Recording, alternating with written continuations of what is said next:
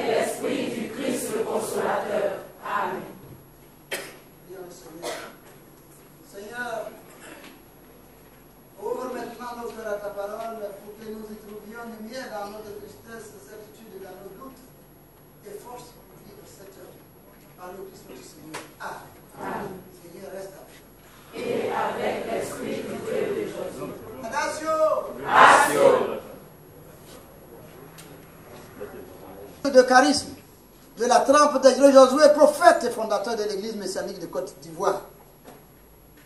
20 ans de ministère, fait de délivrance et d'œuvres prophétiques diverses. Nous pouvons affirmer en toute raison et en toute logique qu'en tant que messager divin, Edronomel Jonas était continuellement inspiré d'en haut et que son contact direct avec la conscience divine lui procurait les pensées lumineuses et les œuvres prophétiques qu'il administrait. Pour le commun des mortels, la vérité mystérieuse de notre destin nous échappe. Elle reste cachée à nos regards humains, pas pour Jonas Nomel. Comme tout vrai prophète de Dieu, Edronomel Jonas n'était pas surpris par ce départ vers le Père. Il en est pleinement conscient et nous l'a annoncé à plusieurs reprises et à mots couverts. Mais sa jeunesse et notre désir de vivre nous empêchaient de recevoir son message. Brusquement, tout cela vient de s'interrompre. Comme dirait le maître, Soli Deo Gloria. Amen.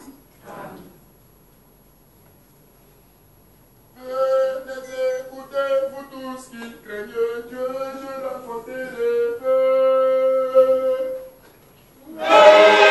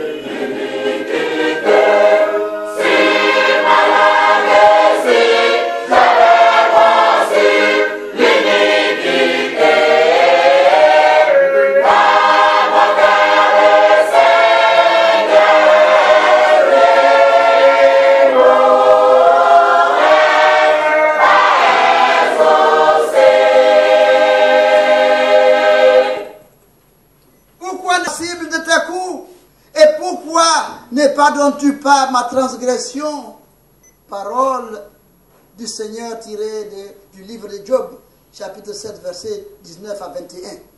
Que le Dieu de Josué bénisse sa parole. Amen. Amen. Tout en se défendant des accusations de ses interlocuteurs, Job fait des reproches à Dieu. Il l'interpelle. Pourquoi suis-je né? Pourquoi n'est pas monté la vie? Pourquoi les méchants sont-ils prospères? Pourquoi Dieu se cache-t-il et ne répond jamais? Pourquoi est-ce que je souffre tant? Pourquoi est-ce que personne ne m'écoute? Pourquoi?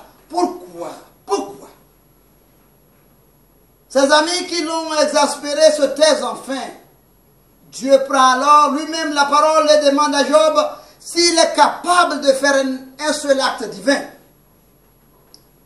Peut-il commander à la mer? Job peut-il commander à la mer, au jour et à la nuit? Peut-il agir sur le temps qu'il fait?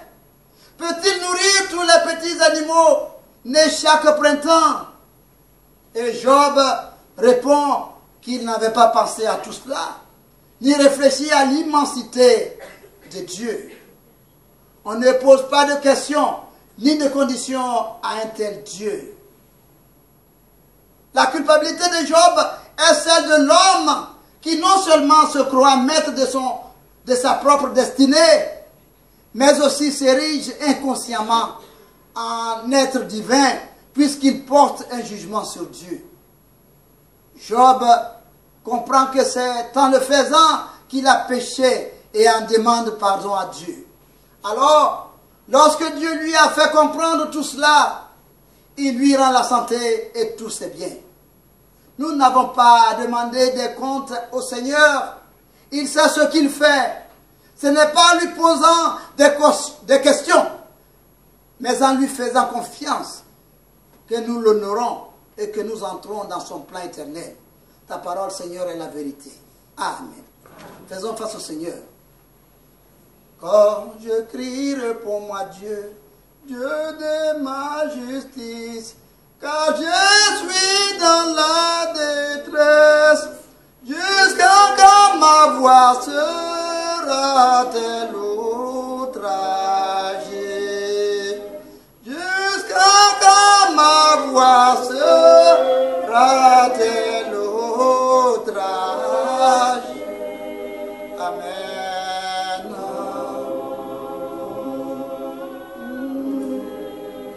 Des tristes profondeurs, vers vous monte notre cri.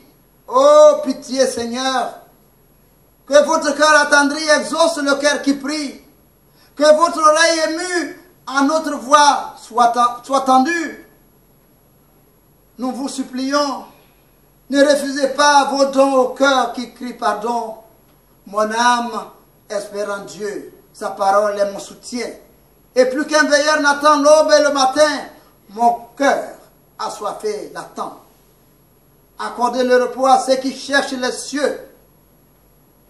Quand l'éternité à leurs yeux brille, le feu de votre éternelle joie, Seigneur. Amen. Amen. Seigneur, reste avec nous. Et avec l'Esprit du Dieu de Jésus.